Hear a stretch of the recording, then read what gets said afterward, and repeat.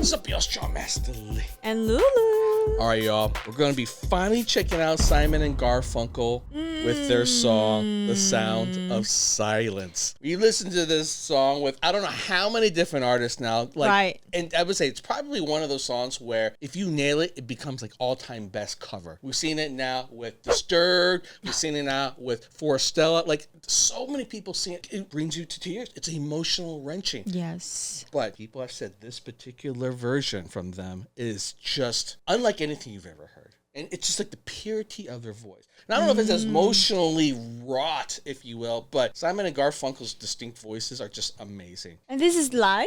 This was live. I never knew this existed because we just reacted to the Mamas and the Papas. And people are like, you need to check out their live performance from this concert from Monterey Pop. And when was this? This was from the 60s. Because apparently this concert had the Mamas and Papas were in it. Jimi Hendrix was in it. Otis Redding was in it. I'm like, oh my God. Like, this sounds just as big as Woodstock. Woodstock, Yeah. yes. So, yeah, this was it. All right. So, I haven't heard this. I'm so curious because, honestly, something from the 60s from then must be like pure gold. Pure gold. Pure gold. Let's check it out. By the way, want to see more cool reactions? Make sure you subscribe. And if you want some hotness, check out my fantasy show only for my fans. There will be the sound of oohs and ahs. Oh my gosh, so young. Very young. Hello, darkness, my old friend. Ooh. I've come to talk with you again. Wow. Because a vision softly creeping Ooh, it's so left beautiful. its seeds while I was sleeping.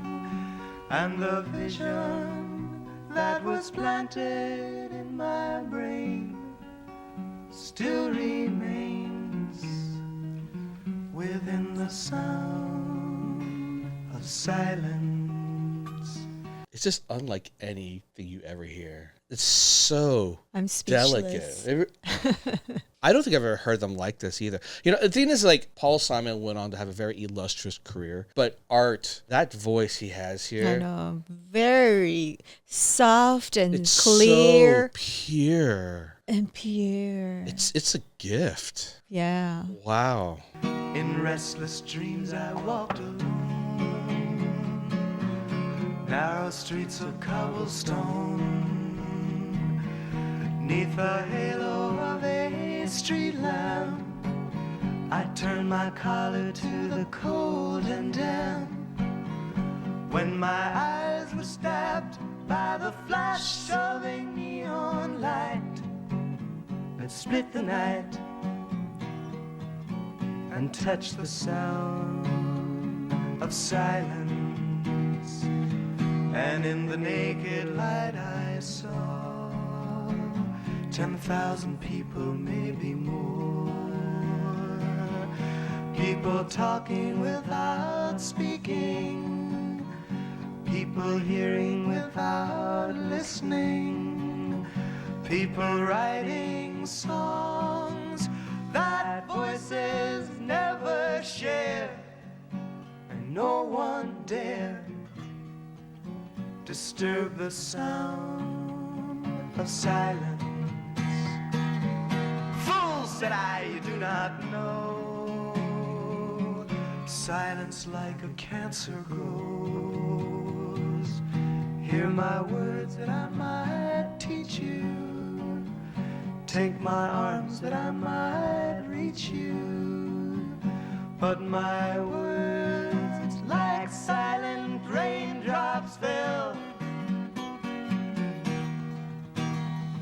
and echoed in the wells of silence. And the people bowed and prayed to the neon god they made.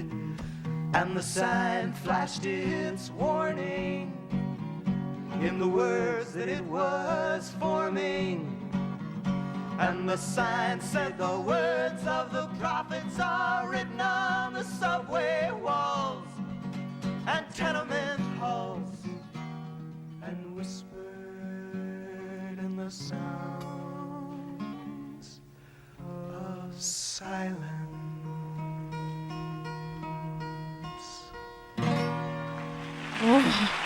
Wow. Chills. Wow. Chills. I mean, nothing beats the originals of these two. Look, I got emotional with every rendition because most renditions get you different. like it's like emotionally raw. Like I already said it. Right. I already like conveyed it. But this was a different emotion. Like it was almost like pure joy. There was a pureness to it, peaceful, calm, and just everything felt right. I mean, this is a big concert, and I was just thinking like it has to be recorded somewhere because the background sound was what? It was silence.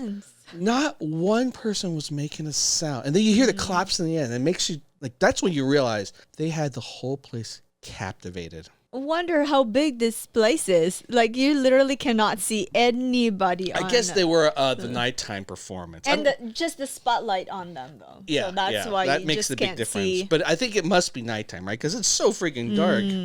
All right, so I guess over a 3-day period, this festival drew up to 200,000 people. Yeah, they actually had a lot more performance than I was. Janis Joplin was there. The Who was there too. I mean, can you imagine, like, you're going to something like a rock concert pretty much, right? Like, all these people, like, rocking out, and then these guys come on. And then maybe you don't know them. You're like, what is this folksy crap? All of a sudden, you're crying. That first 2 lines instantly had me just... I know. This song is just so beautiful, and it's one of our favorites. So every time I listen to this, I get so emotional. I think for me, it's easily top 10 song of all time. Every time I've heard it, like, I mean, this must have been like our 8th reaction to the song on this channel from different people. Right. And we don't do that for any songs, like maybe 1 or 2 other ones, but like Hallelujah, right? That's another great song. But this was, wow. I was definitely emotional. And I love how they just kept it like acoustic and with their voice together. Yeah. It's heaven.